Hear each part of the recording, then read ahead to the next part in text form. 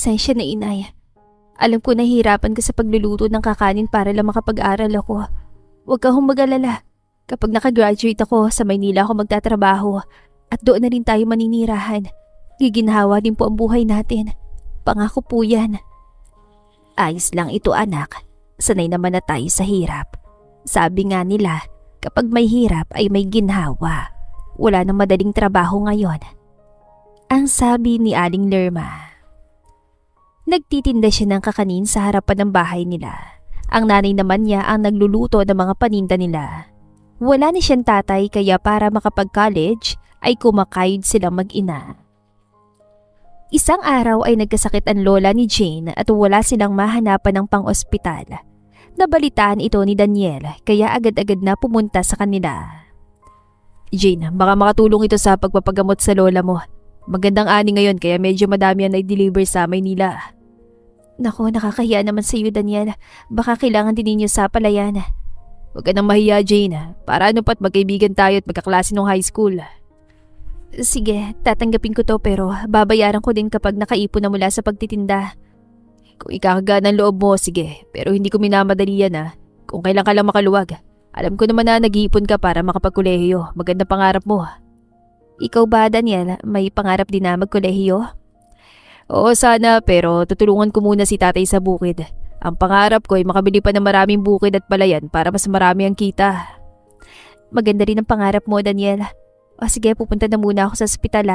Maraming salamat.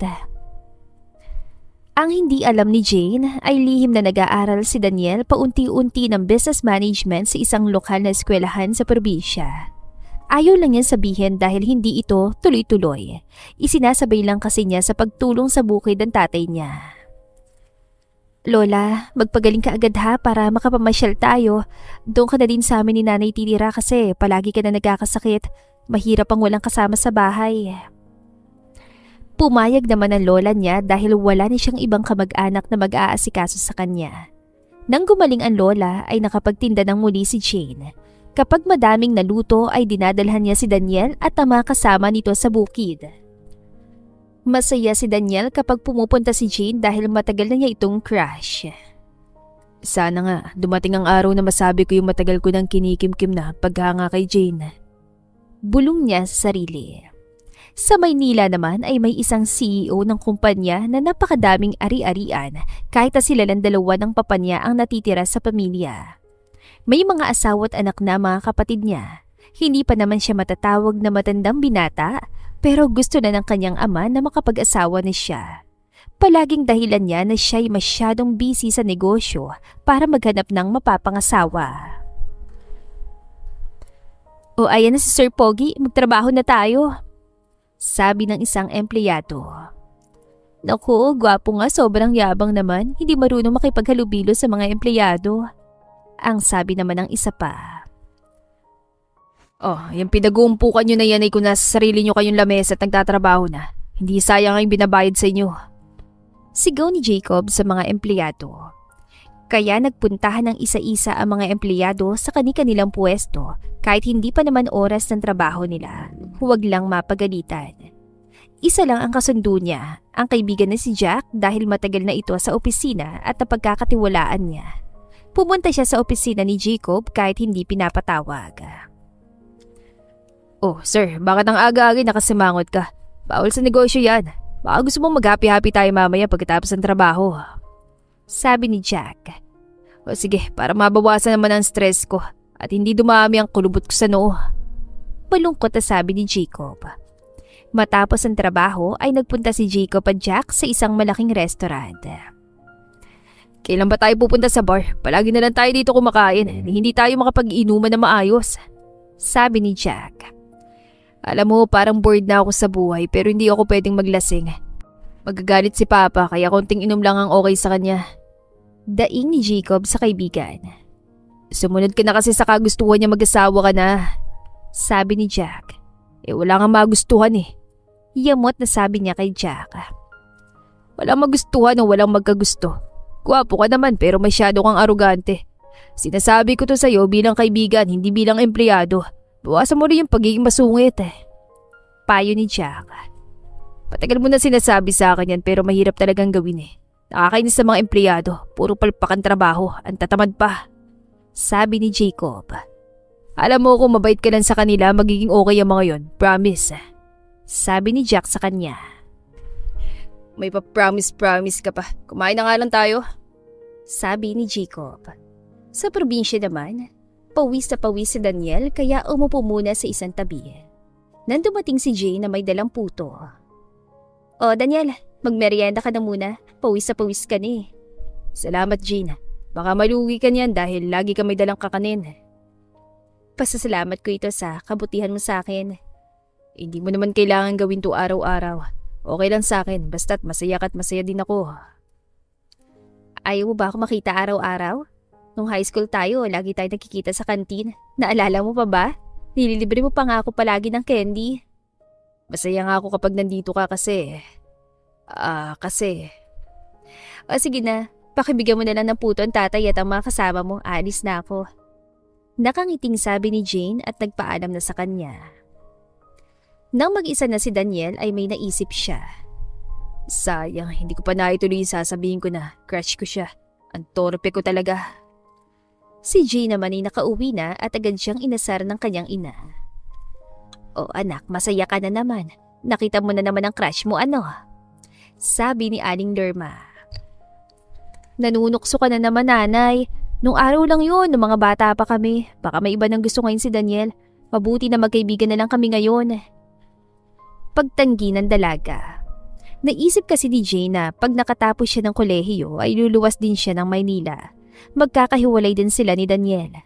Ang bukid ang buhay ni Daniel at ang tatay niya kaya malamang ay hindi niya ito iiwan. Nagsikap si Jane na paaralin ang sarili. Nagtinda siya sa umaga at nag-aral sa hapon. Mahilig siyang mag-design ng mga damit kaya fashion design ang kinuha niyang kurso. Nakatatlong taon pa lang siya ay gusto na niyang pumunta sa Maynila para magtrabaho at doon natapusin ang pag-aaral. Dumadalas na kasing magkasakit ang lola niya.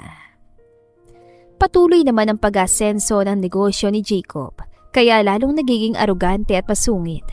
Isang araw ay may umalis sa magaling na designer dahil nasigawan ni Jacob. Di naman ako nawalan. Pinagmamalaki ba niya na pinakamagaling siya dito? Makakahanap din ako na makakapalit niya agad. Sabi ni Jacob kay Jack. Pero nagkamali si Jacob. Isang linggo na ay wala pa rin siya mapili na magaling na designer. Kokonti nag-a-apply dahil kilala na siya sa pagiging masungit na boss. Sakto naman na nagpasya si Jane na lumuwas ng Maynila para makipagsapalaran sa trabaho at pag-aaral. Nang makarating sa Maynila at maliit na room at trabaho agad ang hinanap niya para may pang-enroll siya. Nakita niyang ad sa internet na nangangailangan ng designer kaya nagpunta siya. Hindi niya alam na masungit ang may-ari ng kumpanya. Good morning po sir. Mag-a-apply po ako na designer. Maayos naman ang suot niya pero simple lang. Galing ka ba ng probinsya? At undergraduate ka pa pala. Paano kitang tatanggapin yan? Tignan ko nga ang sample na mga gawa mo tapos ang bata mo pa pala. Sabi ni Jacob habang hawak ang resume niya. Ipinakita ni Jane kay Jacob ang mga gawa niya at natuwa naman si Jacob. Humanga siya dahil hindi pa man ito nakatapos ng pag-aaral ay magaling na siya. O sige, mag-training ka ng 1 buwan sa akin. Kapag nakapasa ka, tanggap ka na. Huwag kang mag-alala, may sweldo naman ng training. Pero bumili ka ng magandang mga pang-office na damit. Etong pera, ibabawas na lang sa sweldo mo yan. Sabi ni Jacob. Thank you very much, sir. Pipilitin ko pong magawa ng mabuti ang trabaho ko. Dapat lang do, dahil dito sa Maynila, kailangan yan kung hindi ay tanggal ka agad. Sige, bumalik ka na lang bukas. Ayoko na nalilita. Masungit na sabi ni Jacob. Bago bumalik sa inupahang kwarto, ay namili muna si Jane ng mga damit na pang-opisina. Kinabukasan ay maaga siya sa opisina para hindi mapagalitan. Sa opisina ni Jacob ang training niya. Nagulat si Jacob na makitang maayos ng itsura at damit ni Jane. Pati ang buhok niya na natural na dark brown ay nakaayos din na mabuti. Nauna pa siya kay Jacob na dumating. Good morning po sir. Magalang na bati niya. Mabuti naman at hindi ka na late. Sige, maupo ka doon sa may maliit na table doon. Sabi ni Jacob. Hindi nagsasalita si Jacob at hindi kumikilos na parang nagpapahinga pa muna bago pinuntahan si Jane sa lamesa niya. May inabot siya mga papeles na puro drawing. Tignan mo yung mga yan. Ganyan ang gawa ng mga nauna sa yung designers. Pag-aralan mo pagkatapos ay gumawa ka ng isang kakaibang design na pang winter. Huwag kang kokopya ha. Sabi ni Jacob na sa tingin ni Jane ay nalilisik ang kanyang mga mata. Masusing pinag-aralan ni Jane ang mga sketches. Pagkatapos maya-maya ay nag-drawing na siya. Hindi siya nasiyahan kaya nilukot niya at itinapon sa basurahan. Ganun ulit sa pangalawang subok niya. Oy miss, baka maubos ang mga papel sa ginagawa mo yan. Umayos ka nga. Sabi ni Jacob na paangil. Hindi ko kasi nagustuhan yung mga gawa kong una, sir. Kukunin ko po yung itinapon ko at buburahin na lang para hindi masayang ang papel. Sinabi niya ito para pasaringan si Jacob pero naunahan siya ni Jacob na kunin ang mga papel sa basurahan. Tinignan ng mga yon. Oy, mukhang magandang ideya mo dito ah. Konting ayos na lang ay approve na ito. Kita mo, tinapon mo lang ay maganda naman pala. Yan ang sinasabi kong sayang ang papel. Sabi ni Jacob na medyo nakangiti. May kagwapuhan naman palang boss namin na ito kung nakangiti. Sige nga't maayos na lang itong tinapon ko. Hindi po masasakin pero sa kanya okay mukhang mas mataas ang standard ko kaysa sa kanya. Bulong niya sa sarili. Anong sabi mo? Galit na tanong naman ni Jacob. Wala po. Sir, may ginawa na po ako na ilang piraso. Baka may magustuhan kayo. Iwan ko na lang sa lamesa nyo. Punta lang po ako sa kantin. Hindi kumibo si Jacob. Inisa-isa mga natapos niya at hindi na kumibo. Hinintay niyang bumalik si Jane. Itabi mo lang muna mga ginawa mo pagkatapos ay gumawa ka pa ng iba. Kailangan ko yan bago mag-alas 5. Sabi ni Jacob. Parang matutuyuan na ng utak si Jane dahil ang dami na niyang nagawa sa araw na yon. Pagod na rin ang kanya mga kamay pero pinilit pa din niya para lang siya'y pumasa sa training. Tignan ko lang kung hanggang saan ka tatagal. Magaling ang batang ito.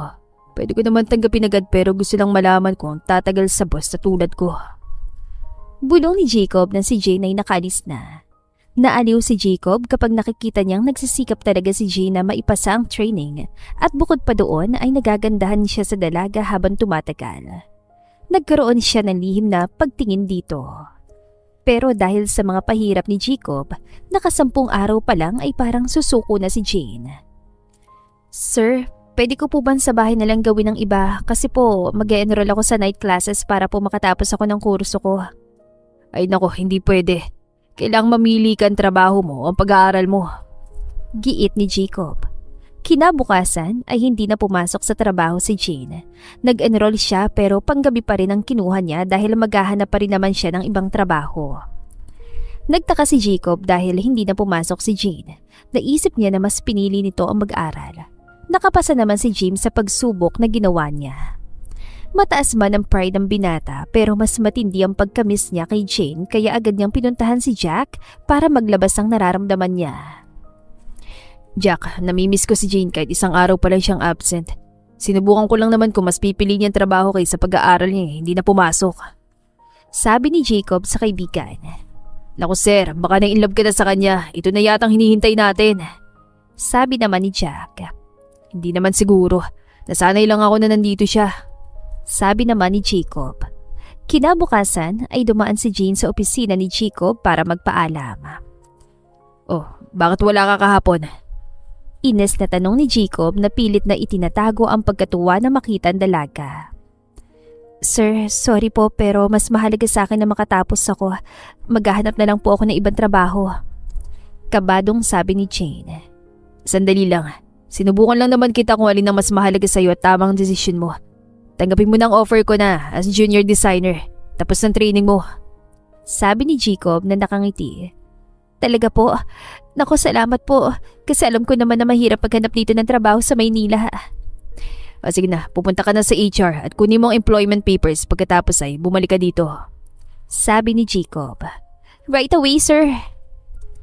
Kaya mabilis na umalis si Jane. Pagbalik niya sa opisina ay pinirmahan agad ni Jacob. Oh, alam mo na, hindi pwede malita. Paalala ni Jacob. Sa probinsya naman ay lungkot na si Daniel. Mula ng pagkabata ay sanay siya nakikita si Jane sa tapat ng bahay nila. Ayoko siyang tawagan, baka lalo ko siyang mamiss. Maya-maya ay tumunog ang kanyang cellphone. Si Jane pala ang tumatawag. Oh, Daniel, kumusta? Hindi ka tumatawag kaya ako na lang tumawag. Nakuha ko sa kaibigan mo number mo. Nawala mo yatang number ko eh. Medyo busy lang Jane. Namiss na nga kita eh. Naikwento lahat ni Jane ang mga nangyari sa kanya mula nang dumating siya sa Maynila. Nako, baka ligawan ka ng boss mo o di kaya ay mga kasamaan mo sa trabaho. Naku, masungit yon at medyo may edad na at saka nakafocus ako sa trabaho at sa pag-aaral ko hindi sa kung ano paman. Nakahinga na maluwag si Daniel. Alam niya na may tamang panahon pa para sa kanila ni Jane. Simula noon ay pinapakiramdaman na ni Jane kung posibleng magkagusto ang boss nila sa kanya. Paminsan ay nahuhuli niya nakatingin sa kanya pero hindi niya binigyan ito ng kahulugan. Sir, may bulong-bulungan sa labas sa bakit daw undergraduate si Jane eh. Tinanggap mo at junior designer agad. Parang unfair daw sa iba't parang may something daw kayo. Sabi ni Jack. Magaling si Jane kaya ako tinanggap. Kulang nga tayo sa tao, hindi ba? Paliwanag ni Jacob. Sa akin, hindi ka ba magtatapat tungkol doon sa something? Makulit na tanong ni Jack. Hindi ko alam. Maganda siya pero bata pa. Alam mo na, hindi galing sa mayamang pamilya. Sabi ni Jacob. Nako, umandar na naman yung pagkamataas mo. Wala ka na makikilalang kagaya niya na kayang tiisin ang pagkamasungit mo at mataas ang pride. Giit ni Jack. Hindi ko pa siya ganun kakilala. Malay mo, may boyfriend sa probinsya. Sabi ni Jacob. Ay no, wala na. Hindi pa lumalaban, talo na. Sabi ni Jack habang tinatapik sa balikat ang boss niya. Bahala ka nga dyan, baka maunaan ka pa ng iba. Pinag-isipan ni Jacob ang sinabi ni Jack. Mayaman nga siya pero baka hindi siya magustuhan ni Jane dahil malaki ang agwat ng estado nila. Mahina talaga ang loob ko pagdating sa babae pero gusto ko na talaga siya. Sabi ni Jacob sa sarili. Kinabukasan, sa opisina ay may naabutan si Jane na box of chocolates sa lamesa niya. Pinagtanong niya kung kanino galing pero walang nagsalita. Kaya hindi niya ito ginalaw dahil baka hindi para sa kanya at naiwan lang sa lamesa niya. Nang sumunod na araw ay stuffed toy naman na bear pero wala pa ring pangalan kung kanino galing. Kinantsawan tuloy siya na may secret admirer. Tumawa lang siya. Hindi yung binigyan ng pansin ni Jane dahil nag-aaral pa siya. Kailangan niyang makafocus. Dahil sobra na-miss si Daniel si Jane ay sumama siya isang araw sa delivery nila ng bigas sa Maynila. Doon siya nagpunta sa trabaho niya dahil iyon ang nabanggit sa kanya ni Jane nang minsan silang nagkausap.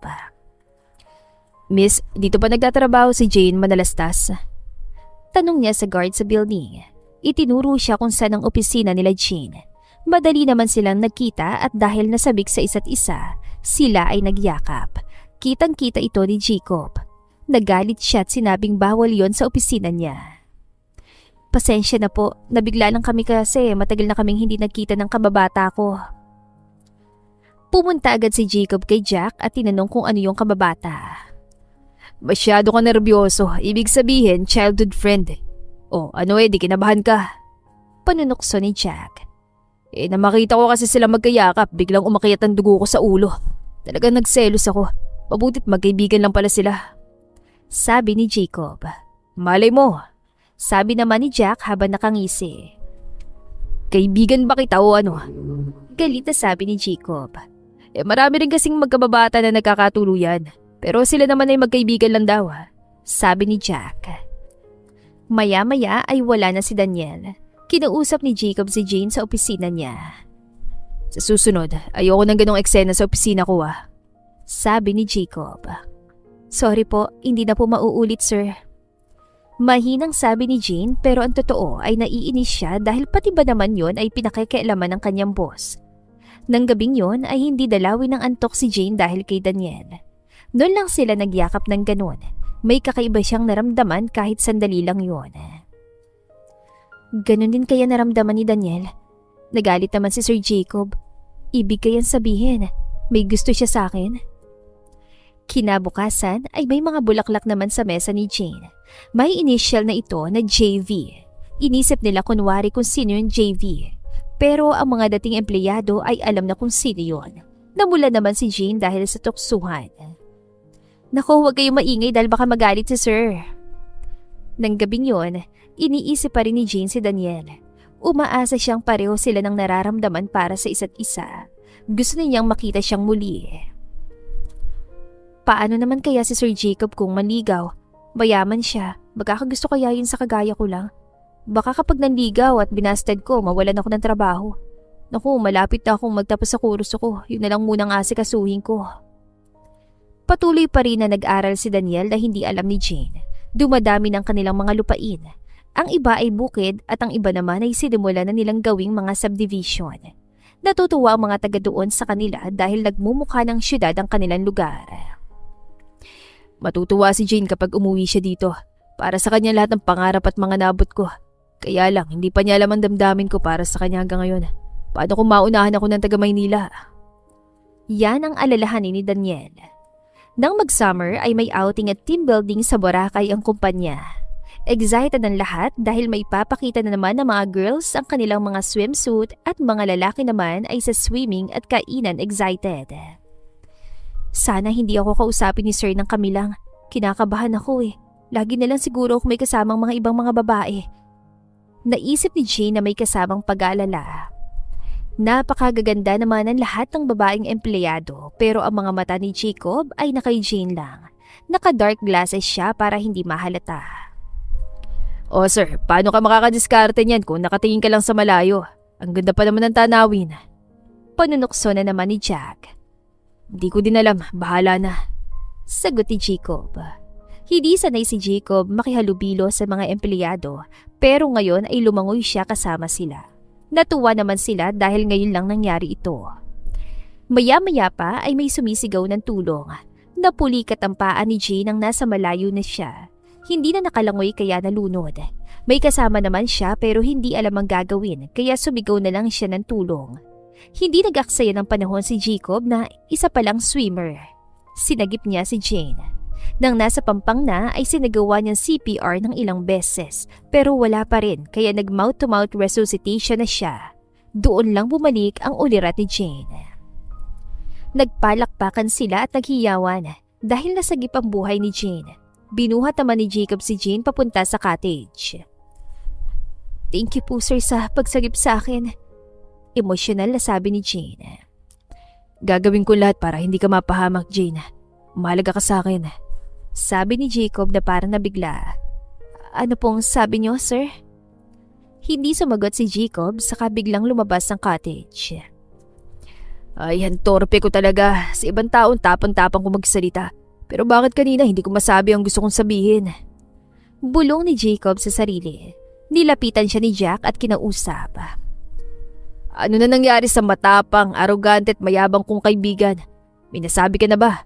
Bakit nagmamadali ka lumabas sa cottage? Sunod-sunod na tanong ni Jack. Meron naman akong konting nasabi pero parang hindi niya yata narinig na mabuti. Nang tanungin niya ako kung ano yung sinabi ko, lumabas na ako. Sabi ni Jacob.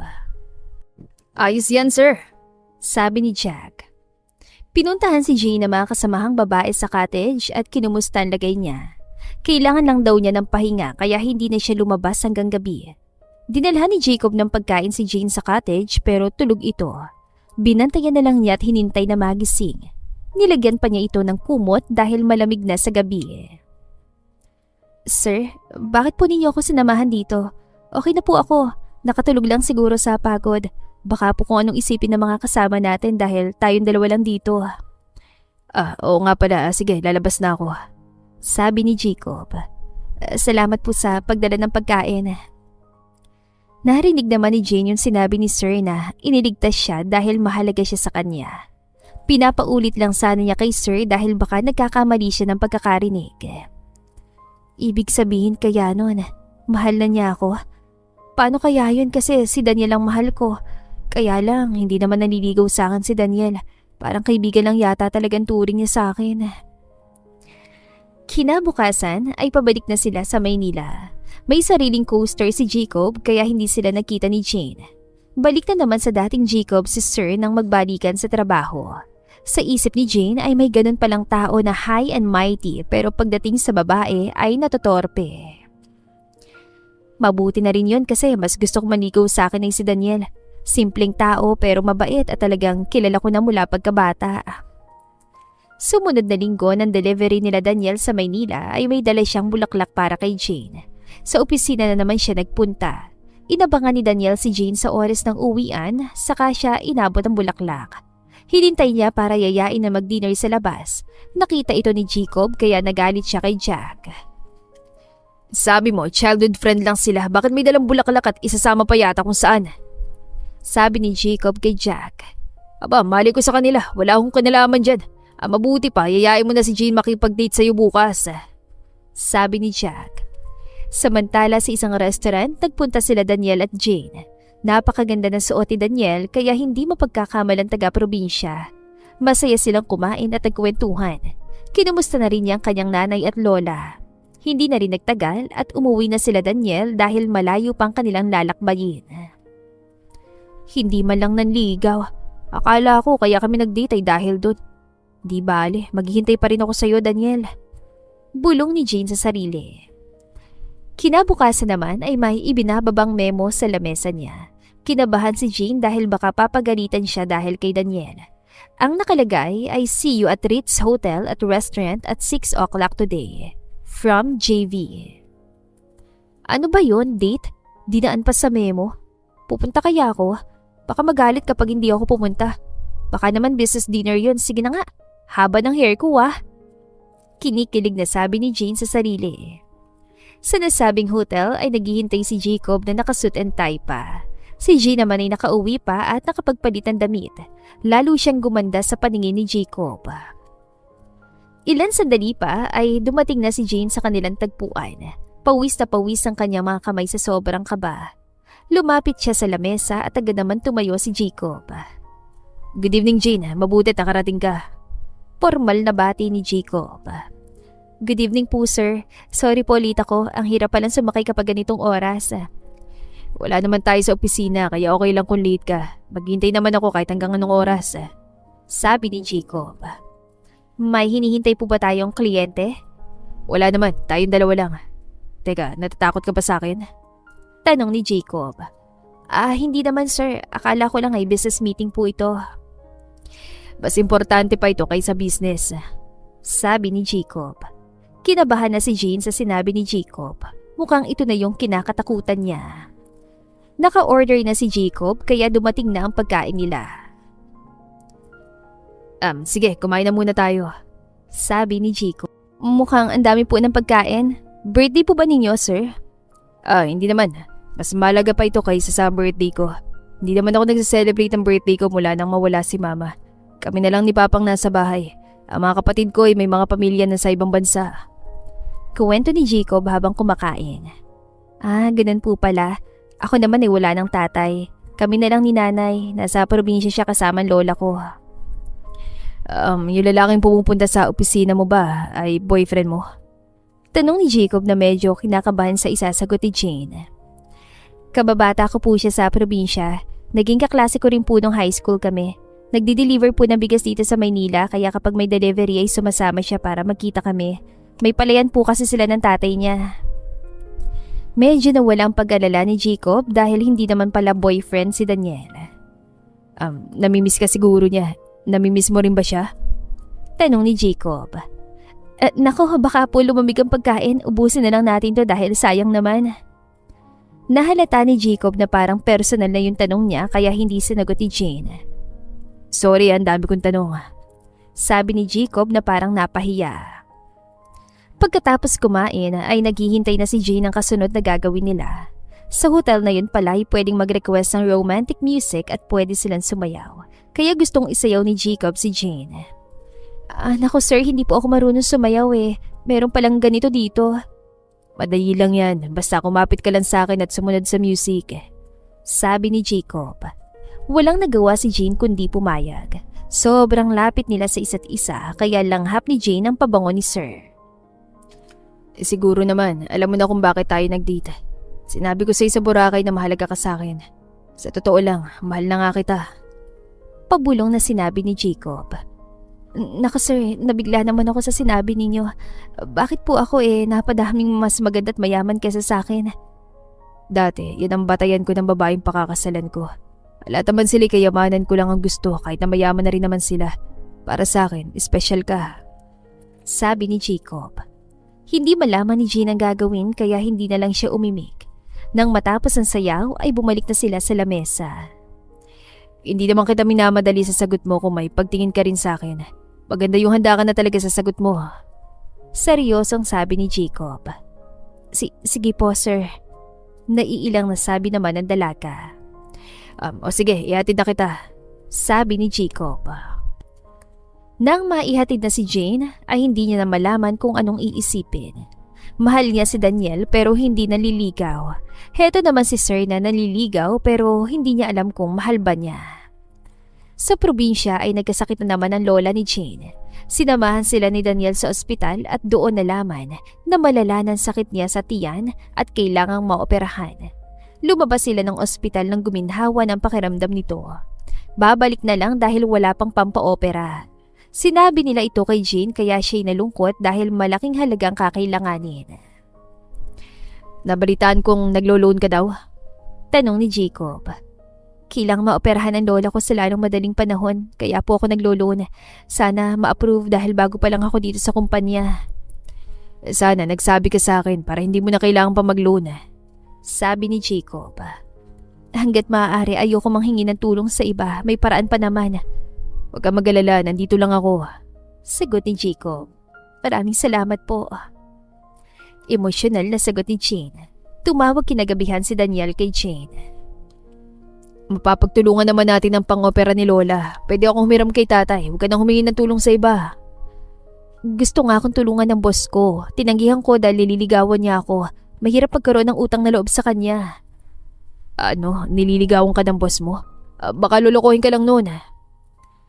Napagkasunduan nila na silang dalawang gagawa ng paraan para huwag lang umasa sa boss niya. Sa opisina, kinabukasan, ay kinausap ulit ni Jacob si Jane tungkol sa inaalok niyang tulong. Jane, gusto sana kita makausap tungkol sa perang pampopera ng lola mo. Panimula ni Jacob. Hindi na po kasi tutulungan na daw po ako ni Daniel. Ano? Isang magsasakang tutulong sa'yo? Baka mahuli ang lahat para sa operasyon ng lola mo. Mas gugustuhin pa na yan na siya yung tumulong sa'yo sa matalang kahit anong oras ay may bibigay kong halagang kailangan mo. Bakit ayaw mo tumulong ako sa'yo? Galit na tanong ni Jacob. Huwag po kayo magalit, sir. Nauna na po kasing nagsabi si Daniel na tutulong sila ng tatay niya. Ayaw mong may masabi si Daniel kung tatanggihan mo siya pero yung pagtanggi mo sa inaalo ko wala lang sa'yo? Tanong ni Jacob sabay alis. Wala nang nagawa si Jane. Natatakot siyang sundan si Jacob dahil alam niya kung gaano ito kasungit. Ilang araw lang ay naglib si Jane para pumunta sa probinsya. Sinamahan niya ang nanay niya sa pagpapa-opera sa lola niya. Salamat Daniel sa tulong niyo ng tatay mo. Balang araw makakabayad din ako sa inyo. Konting panahon na lang at gagraduate na ako. Mababawasan ang gastusin ko. Huwag mo na munang isipin yun. Ang mahalaga, gumaling si lola.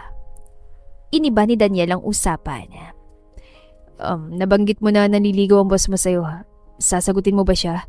May pag-asa ba siya sa'yo? Malungkot ang mukha ni Daniel at napansin niya ni Jane. Hindi ko pa alam, Daniel. Bakit ka malungkot? Matagal ko na kasing gustong maligaw sa'yo pero ang gusto ko ay yung may pagmamalaki na ako sa'yo. Bakit mukha bang hindi kita sasagutin dahil magsasaka ka lang? Ganun bang pagkakakilala mo sa akin? Hindi naman. Ang gusto ko lang ay yung hindi ka papangit dahil nagutom ka sa piling ko. Natawa si Jane. Natawa na rin si Daniel. Noon pa man, crush mo na ako sabi ng mga kaklase natin. Pero hindi nila alam ay crush din kita. Pero ngayon na hindi na tayo bata. Gusto mo pa rin ba ako? Hindi lang gusto ko, hindi mahal na mahal kita, Jane. Pinaghahandaan ko lang mabuti ang kinabukasan. Aaminin ko na sa'yo. Halos sabay tayo magtatapos sa kolehiyo. Nag-aaral din ako dito sa probinsya. Hindi ba mas maganda na sabay tayo maganda para sa kinabukasan na magiging pamilya natin? Hindi makapaniwala si Daniel sa sinabi ni Jane. Ang ibig mong sabihin ay, tinatanggap mo ako bilang... Oo na Daniel. Matagal ko nang hinihintay na magtapat ka sa akin. Kung hindi pa nangyaring pag-uusap natin ito ay hindi ko pa malalaman na gusto mo rin ako. Ako na yata ang pinakamasayang tao dito sa mundo at ito ng pinakamasayang araw ko. Hindi pa yan. Mas marami pa tayong masasayang araw na dadating. Niyakap ni Daniel si Jane. Ibang nararamdaman nila kaysa sa unang pagyayakap nila sa Maynila. Mas madamdamin ngayon dahil alam na nila kung para kanino sila. Lumuwas na sa Maynila si Jane matapos ang operasyon ng lola niya. Sa opisina ay masaya siyang sinalubong ni Jacob. Kumusta na lola mo, Jane? Pasensya ka na kung nagalit ako sa'yo bago ka umalis. Sabi ni Jacob. Okay na po siya, nagpapagaling na lang sa bahay. Huwag po ninyong intindihan kasi natural lang naman po na magalit kayo sa akin. Naiintindihan ko naman ho. Malapit ka na nga pala mag-graduate. Gusto ko sana mag-celebrate tayo dito sa opisina. Sabi ni Jacob. Hindi ko po alam sir, baka po kasi may plano din sila sa probinsya. Iba naman yung sa probinsya, iba naman yung dito sa atin sa opisina. Sabi ni Jacob. Wala nagawa si Jane kundi pumayag sa kagustuhan ng kanyang boss. Makalipas ang 1 linggo ay graduation na ni Jane. Sinundo pa siya ni Jacob sa bahay. Hindi naman malaking eskwela ang pinasukan ni Jane kaya simple lang ang seremonya. Si Jacob lang ang kasama niya. Pagdating nila sa opisina ay nagulat siya dahil tinupad ni Jacob ang sinabing selebrasyon. Matapos ang kasiyahan ay kinausap ni Jane si Jacob. Sir, may ipagtatapat po ako sa inyo. Sorry kung ngayon ko lang masasabi sa inyo. Ano ba yan? Kabadong tanong ni Jacob. Mag-boyfriend na po kami ni Daniel. Sinagot ko na po siya nang umuwi ako sa probinsya at hindi ko po pinagsisisihan ang naging desisyon ko. Pasensya na po kayo. Masakit para sa akin ang balitang yan pero wala akong magagawa. Hindi ko naman pwedeng ipilit ang sarili ko kung hindi mo ako gusto. Sana hindi mo pagsisihan na pinili mong isang magsasaka kaysa sa akin. Malungkot na sabi ni Jacob. Nang mga sumunod na araw ay walang pansinan sila Jane at Jacob sa opisina. Palaging late si Jacob pumasok dahil laging lasing.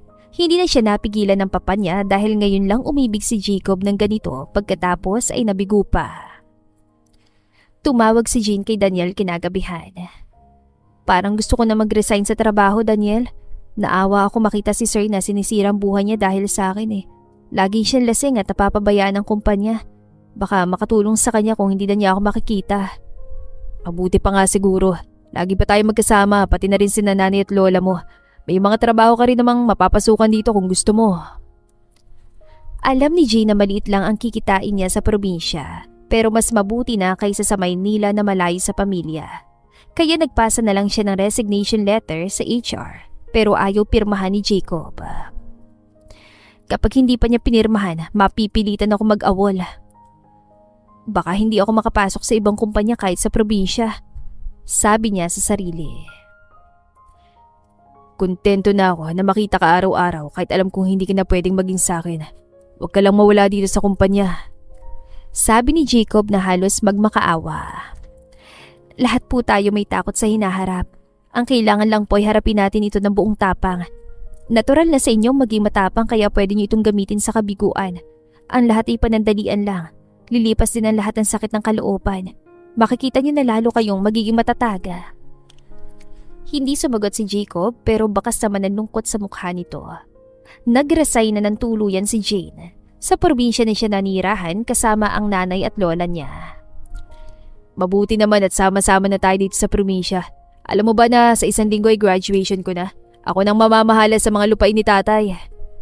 Nakakatawa naman na magasunod tayo nakagraduate kahit na hindi tayo nakasabay sa mga kaklase natin ng high school. Gusto ko sana na makadalo kayo nila nanay mo at pagkatapos may konting salo-salo sa amin. Aba, sige, sigurado masaya yan. Naghanap na rin si Jane ng trabaho sa lugar nila. Madaming bakante pero hindi angkop sa natapos niya. Nalulungkot man ay pilit pa ring hinanap ang trabaho na makakatusto sa kanilang mag-ina at lola. Habang walang trabaho ay nagkita sila Jane at Daniel sa isang lugar kung saan ay tahimik at natatanaw ang dagat. Alika, may papakita ko sa isa punong yun. Pinuntahan nilang isang puno ng mangga na napakataba ng katawan. Sa likod noon ay pinabasa si Daniel kay Jane. Daniel loves Jane at may puso pa nakadrawing. Nabasa mo ba yung date niyan? Wala naman nakalagay na date eh. Meron yan, maliit lang. Tignan mo ulit. Ayun, nakalagay. Forever. Totoo ba yan? Nung pa man, ako na talaga? Oo naman, nung high school hindi naman ako sa papel mo nakatingin para mangopya. Kundi, sa napakaganda mong mukha. Ikaw talaga? Hindi ka naman nangungopya kasi ikaw lagi ang nagtatap sa klase. Natatandaan mo pa pala yun? At eto pa, sa mga lata ng gatas namin sa lamesa, nakasulat ang pangalan mo. Akala nga nila, yun ang brand ng gatas namin. Doon na kinurot ni Jane si Daniel sa tagiliran. Niloloko mo na yata ako eh. Hindi itanong mo pa kay tatay.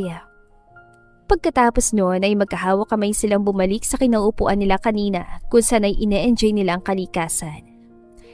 Mga ilang taon na lang may mga kasama na tayong maliliit na Daniel at Jane sa lugar na ito. Muli na namang kinurot ni Jane si Daniel sa tagilid. Nakakarami ka na ng kurot Sige, halika na nga, hatid na kita sa inyo. Halatang masaya si Jane pag-uwi ng bahay. Kumakanta pa siya habang nagluluto kaya kinantsawan siya ng nanay niya. O anak, baka maging sobrang sarap ng niluluto mo dahil may kasabay pang kanta. Sabi ni Aling Lerma. Masaya lang talaga ako nanay kapag kasama ko si Daniel. Nag-aalala lang po ako dahil wala pa ako nahanap na trabaho. May konting ipon pa naman tayo. Magpahinga ka muna at pasasaamba ay makakahanap ka rin. Sabi ng nanay niya. Wala pong trabaho dito na bagay sa natapos ko. Sayang naman po yung pinag-aralan ko kung tatanggap ako ng trabaho na hindi ko linya. Pagkatapos silang kumain ay naaalala ni Jane si Jacob. Kumusta na kaya si Sir? Sana nakamove on na siya. Nung panahon na umalis ako, kailangan talaga ako sa kumpanya niya. Baka hindi naman ako payagan ni Daniel at ang pamilya ko na bumalik doon. Nang biglang naisip niya na pwede siyang magbenta ng designs niya online. Pwede siya mag-design tapos ay ipagbibili niya sa mga kumpanya na gumagawa at nag-e-export ng mga damit. Gumawa muna siya ng ilang designs para subukan kung may makakagusto. Merong ilang nagpakita ng interest, kaya pinuntahan niya ng personal sa mga kumpanya nila sa Maynila. Nagkasundo naman sila kaya regular na silang nagpapagawa. Salamat sa Diyos nanay at may napagkakakitaan na ako kahit hindi kasing laki ng kinikita ko kay Sir Jacob. Makakaraos tayo sa araw-araw. Minsan ay namasyal ulit sila ni Daniel sa tabing dagat na magkahawak ang kamay. Naalala ulit niya kung paano siya iniligtas si Sir Jacob at inalagaan pa pagkatapos. Anong iniisip mo? Mukhang malalim Naalala ko lang nung iniligtas ako ni Sir Jacob na malunod ako sa dagat. Sana nakamove on na siya. Lagi mo siya naalala. Ikaw yatang hindi pa nakaka-move on Gusto ko na yatang magselos niyan. Marami rin ako natutunan sa kumpanya nila at saka umalis ako ng panahon na kailangan nila ako. Nalulungkot lang ako para sa kanya. Pero hindi ka dapat magselos. Ikaw tong kahawak kamay ko ngayon. Ibig sabihin, ikaw ang pinili ko dahil ikaw yung mahal ko. Maya-maya ay sumulat si Daniel sa buhangin na malaking I love you Jane tapos may puso sa dulo. Pero ito ay madaling nabura ng tubig sa dagat. Hindi ganyan ang pag-ibig ko. Panghabang buhay yung akin. Sana hanggang pagtanda natin, ganito pa rin tayo. Kahit may rayuma na, lalakad pa rin sa buhanginan sa tabing dagat. Sana kaya mo pa akong buhatin kapag pinulikat ako. Baka nakakalimutan mo na laking bukid itong boyfriend mo. Kahit kalabaw, kaya kong buhatin. Kukurutin sana ni Jane si Daniel pero nakatakbo agad ito. Kaso ay nadulas at napahiga. Naku, sorry Daniel, tumakbo ka kasi Hindi kumikibo si Daniel na parang nawalan ng malay kaya nag-alala si Jane. Huy Daniel, gumising ka nga, ano ba? Tulong! Tulungan niyo kami! Saka biglang bubangon si Daniel dahil niloloko lang pala niya si Jane. Walang maihampas si Jane sa kanya kaya hinampas na lang niya ang braso nito ng kamay niya. Nakakainis ka Yang puro buhangin ka tuloy. Halika na nga, umuwi na tayo. Masyado ka nag-aalala sa akin. Siguro mahal na mahal mo ako. Biro ni Daniel. Oo naman Daniel, mahal na mahal kita. Seryosong sabi ni Jane. Mahal na mahal din naman kita. Wika ni Daniel sabay halik sa noo ng dalaga at saka ito niyakap na mahigpit. Dumating ang araw ng graduation ni Daniel kaya si Jane at si nanay ay nakabihis ng maganda pagpunta sa eskwelahan ni Daniel. Simple din lang ang seremonya kaya natapos agad. Matapos ang walang kamatayang pitsuran ay pumunta na sila sa bahay nila Daniel. Nagulat si Jane dahil napakalaki na ng bahay nila at napakaganda. Marami rin ang dumalo ng mga taga-bukid at iba pang mga empleyado ni Daniel. Hindi mo nabanggit sa akin na iba na pala ang bahay niyo. At may mga empleyado ka ng tawag sa'yo sir. Magpaliwanag ka nga Sir Daniel. Gusto ko kasing masurpresa ka Oy diba, CEO na rin ang mahal mo. Madami na kaming lupay na nabili. Sa isang araw papakita ko pang ibang surpresa ko sa'yo. May concert pa pagkatapos ng kainan kaya nagmistulang piyesta ang selebrasyon ng graduation ni Daniel. Ang bawat isa ay may pabalot pang pauwing pagkain ng matapos ang pagtitipon.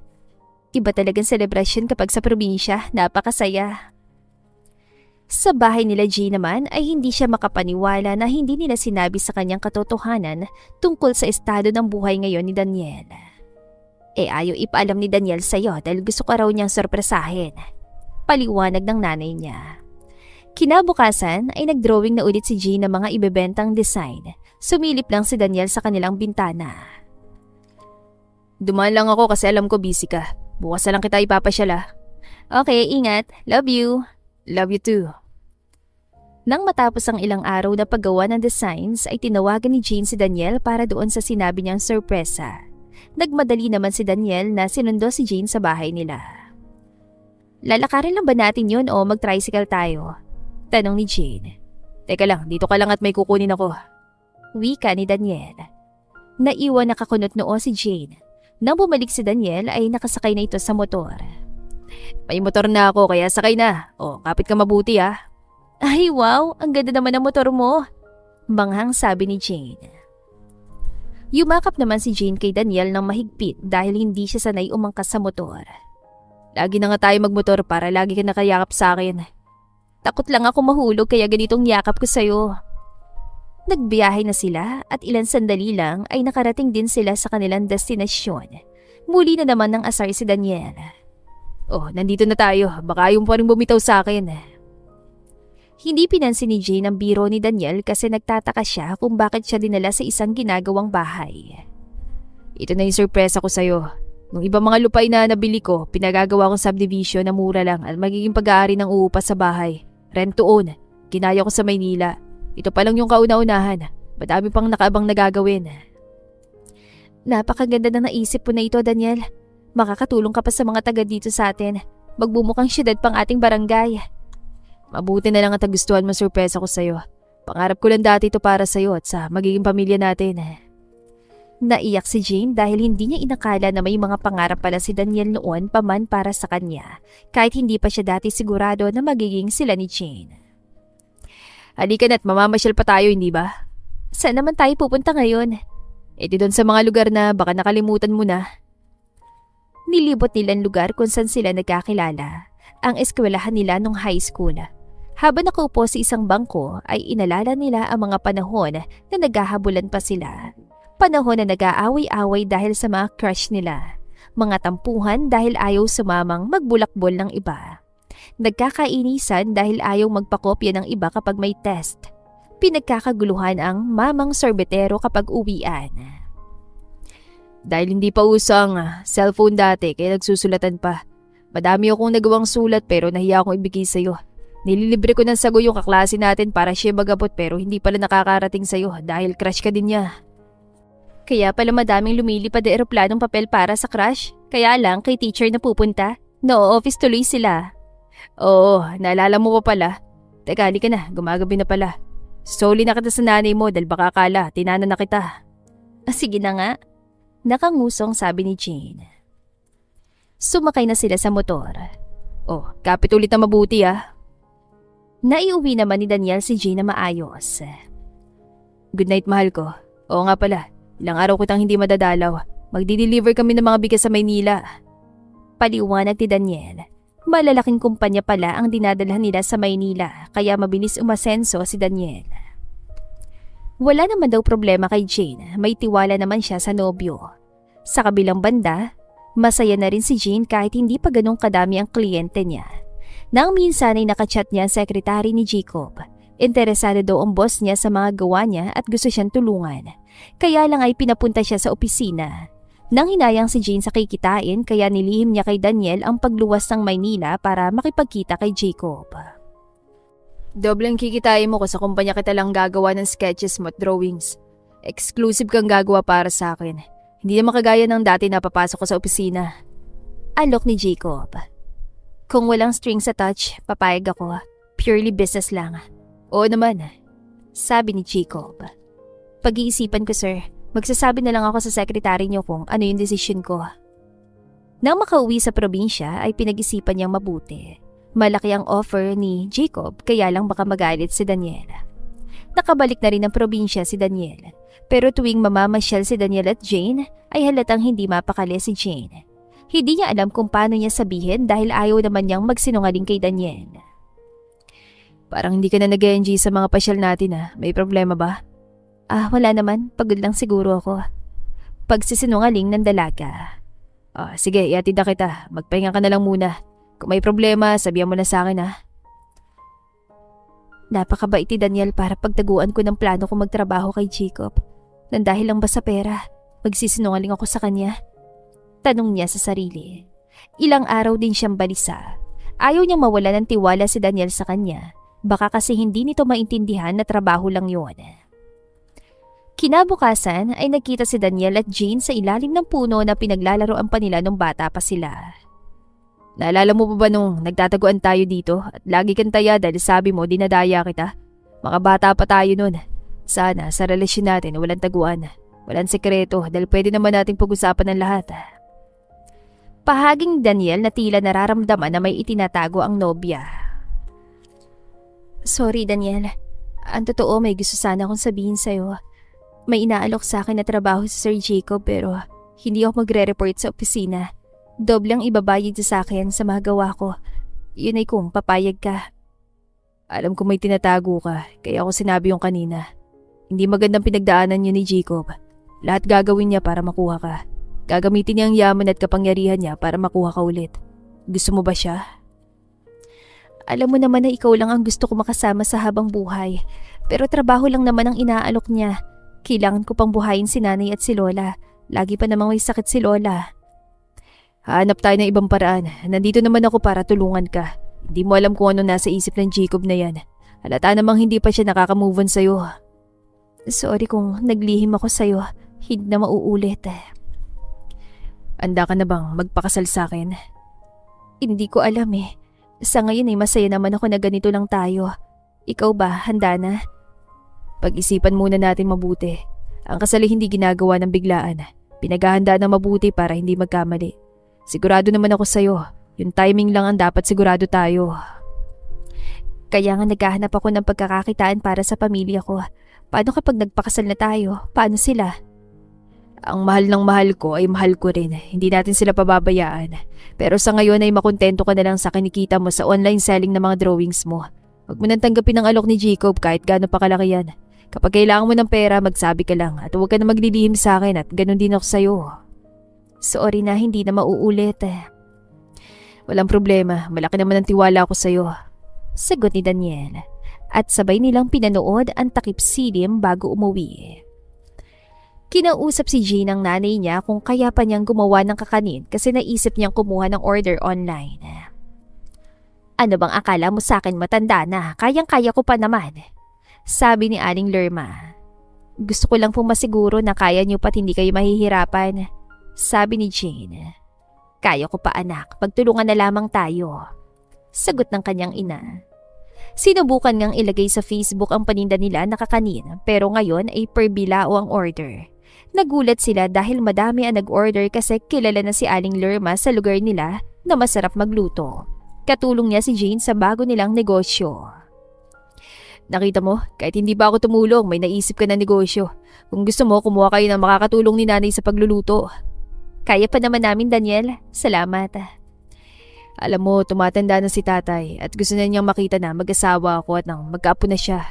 Ano sa tingin mo? May singsing akong lagi nakahanda dito sa bulsa ko. Kapag handa ka na, sabihin mo lang. Talaga? Pwede namang engage pa lang pero hindi pa agad ikakasal para makasiguro kung handa na may preparasyon. Biglang lumuhod si Daniel sa harap ni Jane. Jane, hindi ito kasing engrande katulad ng sa mga mayayaman.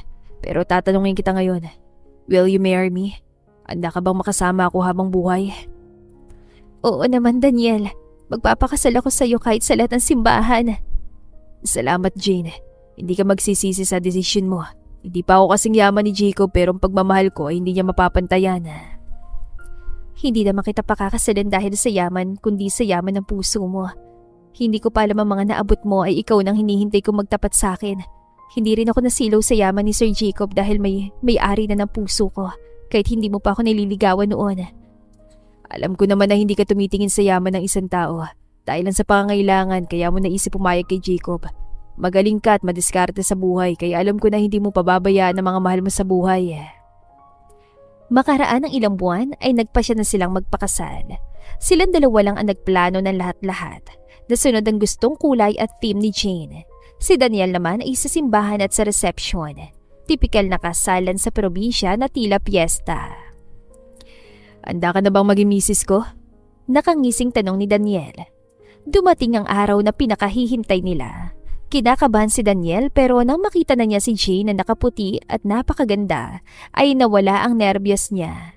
Isang tiyuhin na naghatid sa kanya sa altar, pati na ang tatay ni Daniel. Masaya ang lahat dahil may programa at konsyerto. May mga palaro katulad ng sa piyesta. Ang pinale ay ang sayaw ng lahat ng mag-aasawa. Nasa gitna sila Daniel at Jane na nagsayaw ng isang hindi malilimutang awit. Sa mansyon ni Daniel sila tumira at sinama na rin ang nanay niya at ang lola dahil napakadaming kwarto dito. Nagkahiyaan pa sila sa kanilang unang gabi. Nagkuwentuhan lang muna sila ng walang katapusan at saka natulog. Kinaumagahan ay nagulat sila dahil suot pa rin nila ang pangkasal na suot kagabi. Ala, dahil sa pagod at antok hindi natin nagawa ang honeymoon natin. Hindi bale, napakadami pang gabi na maisasagawa to. At saka sila nagtawanan. Pagkabihis ay sabay silang nagluto ng almusal. Ang kasal pa rin ang topic nila sa umagahan. Hindi lang silang masaya kundi halos ang buong barangay. Simple lang kasi si Daniel manamit at kumilos kaya hindi halatang may-ari ng madaming negosyo. Sa pagsisikap ng mag-asawa ay napalago pa nila ang mga ito. Nagkaroon din ng consultation firm si Jane tungkol sa design. Patuloy pa rin ang kakanin business ni Aling Lerma dahil ayaw niyang mainip sa mansyon. Pero ngayon ay madami nang tumutulong sa kanya.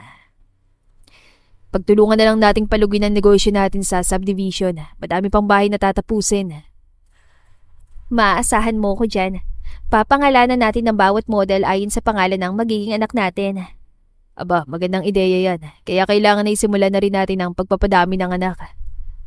Tayo nang umakyat sa kwarto. Sumunod naman agad si Jane.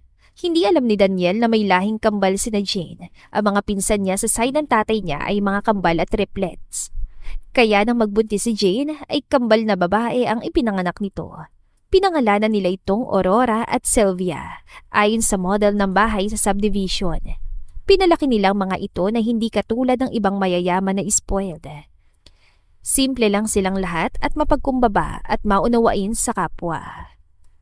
Nang magtatlong taon ng kambal ay nagbuntis ulit si Jane at sila naman ay triplets. Excited si Aurora na mag-alaga ng kanilang paparating na mga kapatid. Pero si Sylvia ay hindi. Gusto niya na sila lang ni Aurora ang anak nila Jane. Nako, mukhang magkakaproblema tayo sa anak nating si Sylvia. Sabi lang niya yan. Kapag nakita niya mga babies ay matutuwa na rin yan.